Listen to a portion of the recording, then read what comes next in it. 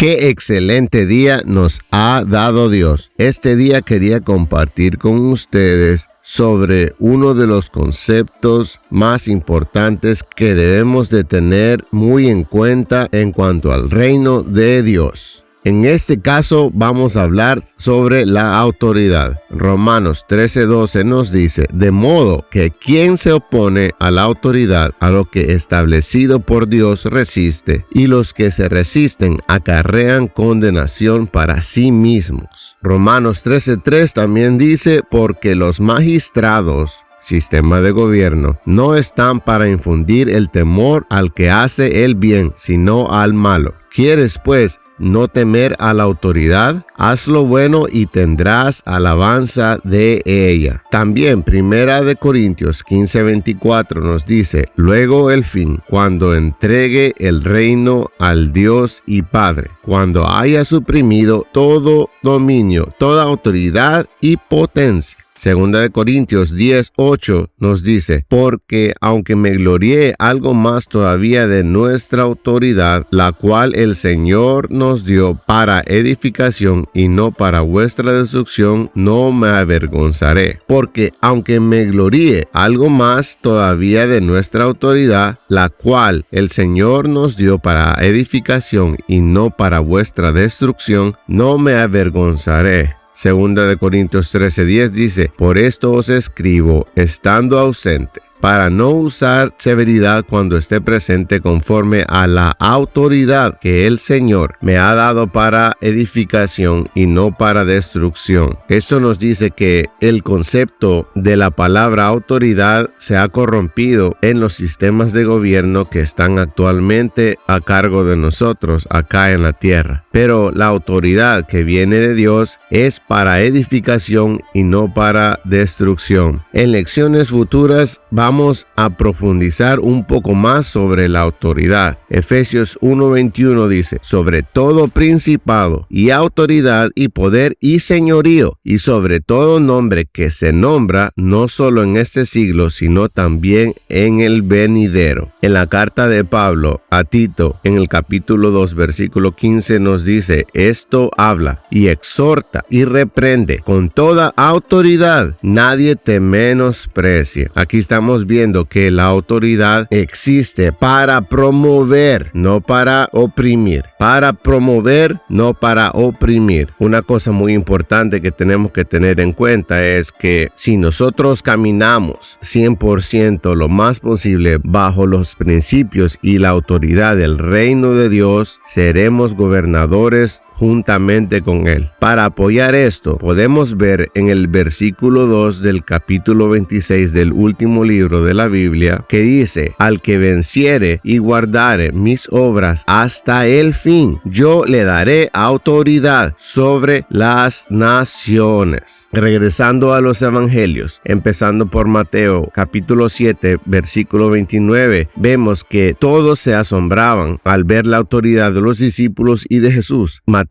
7:29 nos dice, porque les enseñaba como quien tiene autoridad y no como los escribas. Mateo 8:9 dice, porque también yo soy hombre bajo autoridad.